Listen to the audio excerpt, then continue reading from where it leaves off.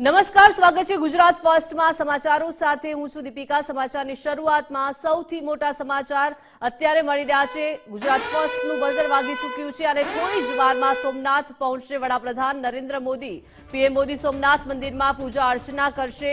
સોમનાથ ટ્રસ્ટની બેઠકમાં પણ પીએમ મોદી હાજરી આપશે। 3 દિવસના ગુજરાત પ્રવાસે છે પ્રધાનમંત્રી નરેન્દ્ર મોદી અને હવે થોડી જ વારમાં તેઓ સોમનાથ પહોંચશે। સોમનાથમાં તડામાર તૈયારીઓ તંત્ર દ્વારા કરી લેવામાં આવી છે। સોમનાથ મંદિરમાં પ્રધાનમંત્રી પૂજા અર્ચના કરશે। 3 દિવસના ગુજરાતના પ્રવાસે છે પ્રધાનમંત્રી અને હવે થોડી જ વારમાં સોમનાથ પહોંચવાના છે। વધુ વિગતો સાથે સંવાદદાર રહીમ લાઈવ જોડાઈ ગયા છે। રહીમ, થોડી જ વારમાં હવે સોમનાથ વડાપ્રધાન નરેન્દ્ર મોદી પહોંચશે અને સોમનાથ મંદિરમાં પૂજા અર્ચના કરશે। સાથે સાથે સોમનાથ ટ્રસ્ટની બેઠકમાં પણ તેઓ હાજરી આપવાના છે। કેવો માહોલ ત્યાં જોવા મળી રહ્યો છે રહીમ? દીપિકા, ચોક્કસપણે જે રીતના વાત કરીએ વતનમાં વડાપ્રધાન એટલે 3 દિવસનો તેમનો કાર્યક્રમ છે। આજે તેઓનો બીજો દિવસ છે।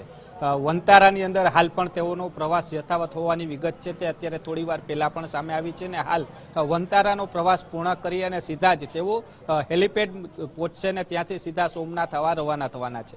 સોમનાથની જો વાત કરવામાં આવે સોમનાથ પ્રવાસને લઈને તો સોમનાથ પ્રવાસને લઈને પોલીસ દ્વારા ખડે પગે છે તે હાલ મંદિર પરિસદના આસપાસના વિસ્તારોની અંદર જોવા મળી રહ્યું છે। જે રીતના વાત કરવામાં આવે તો સોમનાથ મંદિર ખાતે આવી અને તેઓ સીધા મહાદેવના દર્શન માટે જવાના છે।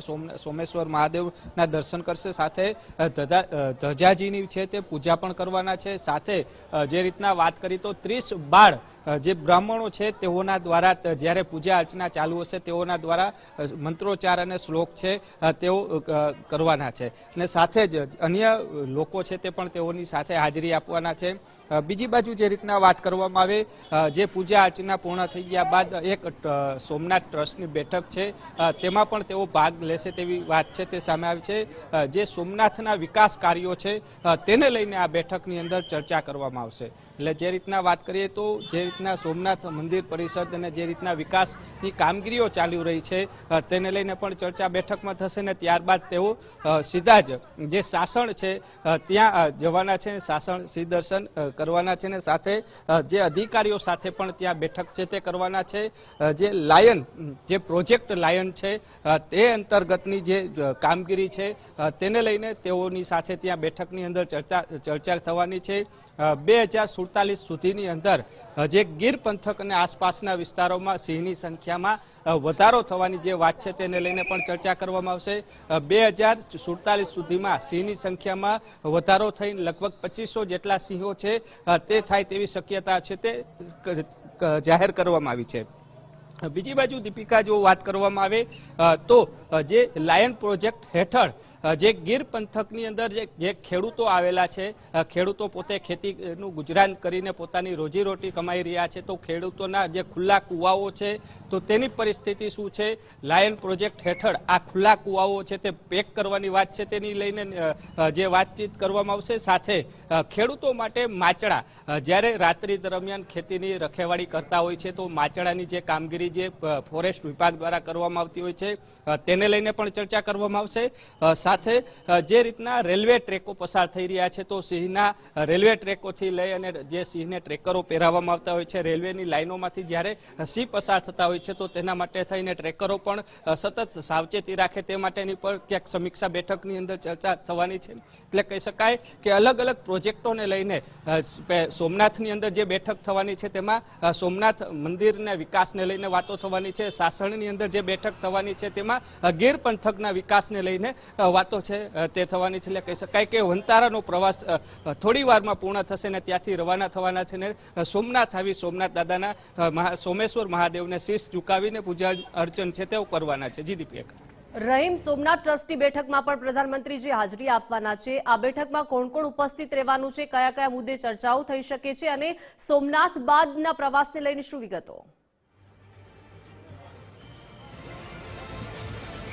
જો દીપિકા વાત કરવામાં આવે સોમનાથની, તો સોમનાથ ટ્રસ્ટની બેઠકની અંદર જે સોમનાથ જે ટ્રસ્ટની અંદર જે અહીંના ટ્રસ્ટીઓ છે તેઓની તે હાજરી રહેવાની છે. જે રીતના વાત કરવામાં આવે, વડાપ્રધાન 2017ની અંદર સોમનાથ મંદિરની મુલાકાત લીધી હતી. 2017 બાદ ફરી આ બીજી વખત વડાપ્રધાન બન્યા બાદ તેઓની મુલાકાત છે તે મહત્વની ગણવામાં આવી રહી છે. એટલે કહી શકાય કે સોમનાથ ટ્રસ્ટની જે બેઠકો છે તેમાં ટ્રસ્ટીઓને લઈને આપણે સ્થાનિક સહયોગી રિપોર્ટર છે તેઓની સાથે વાત કરશું. સોમનાથ ટ્રસ્ટની જો વાત કરીએ તો ટ્રસ્ટીઓમાં કોણ કોણ છે ને ખાસ કોણ ઉપસ્થિત રહી શકે છે આ બેઠકની અંદર, શું લાગે છે? હાલ તો અત્યારે પીએમના કાર્યક્રમને લઈ અને યોગેન્દ્ર દેસાઈ જે જનરલ સેક્રેટરી છે, પીકે લહેરી છે, વિજયસિંહ ચાવડા છે જેવા તમામ ટ્રસ્ટના અધિકારીઓ પીએમ સાથે મુલાકાત કરશે. અને એક સ્થાનિક લોકોને એક આશા છે કે જે કોરિડોરનો પ્રશ્ન છે આજે તેના વિશે પણ કોઈ ચર્ચા થઈ શકે તેવું અનુમાન લગાવવામાં આવી રહ્યું છે. જો એ રીતના વાત કરીએ, અલગ અલગ જે ટ્રસ્ટીઓ છે તે હાજર રહેશે ને ખાસ મહત્વનો પ્રોજેક્ટ જે કોરિડોરનો પ્રોજેક્ટ છે તેને લઈને આ બેઠકમાં ચર્ચા થાય તેની પણ વાત થઈ શકે છે. બીજી બાજુ જે સોમનાથ મંદિરનું જે વિકાસની કામગીરી થઈ રહી છે આસપાસના વિસ્તારોની અંદર, અત્યારે સોમનાથ મંદિરનો જે ફેલાવો છે તે વધી રહ્યો છે, કારણ કે જે રીતના વિકાસ થઈ રહ્યો છે રોજી રોજગારી માટે પણ ખાસ તમામ તૈયારીઓ છે તે સ્થાનિક તંત્ર લેવલે કરવામાં આવી રહી છે.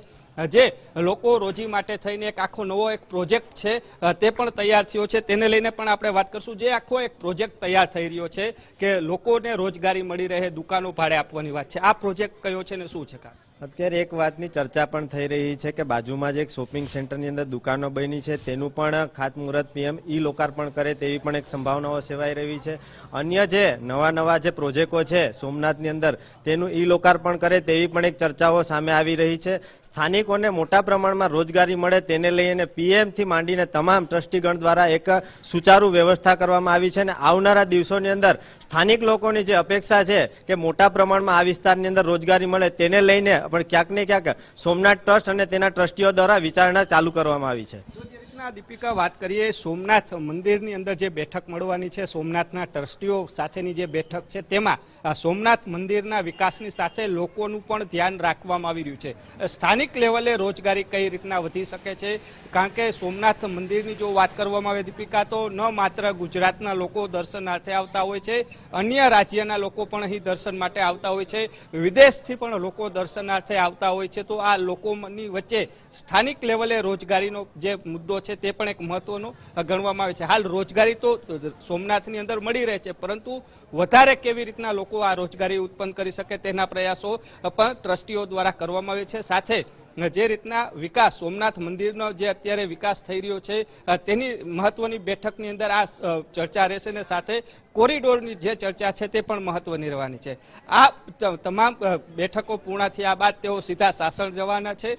સિંહ દર્શન જે સ્થળ છે ત્યાં રહેવાના છે ને ત્યાં પણ તેઓની પહેલી બેઠક રહેવાની છે. આ બેઠકની અંદર ફોરેસ્ટના વિભાગના અધિકારીઓ છે તે રહેવાના છે.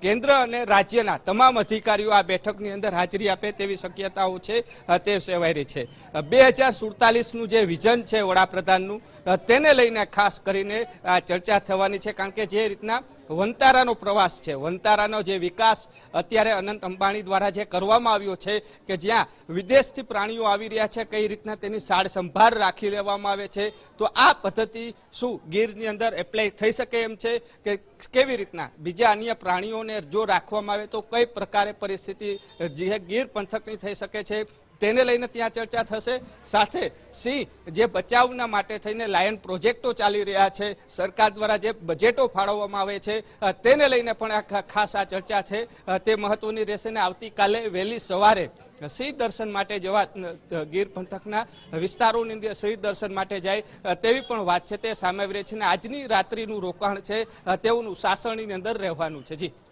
જી આભાર રહીમ વિગત સાથે જોડાયા તે બદલ. એટલે કે હવે થોડી જ વારમાં પ્રધાનમંત્રી નરેન્દ્ર મોદી સોમનાથ પહોંચશે. સોમનાથ ટ્રસ્ટની બેઠકમાં તેઓ હાજરી આપવાના છે.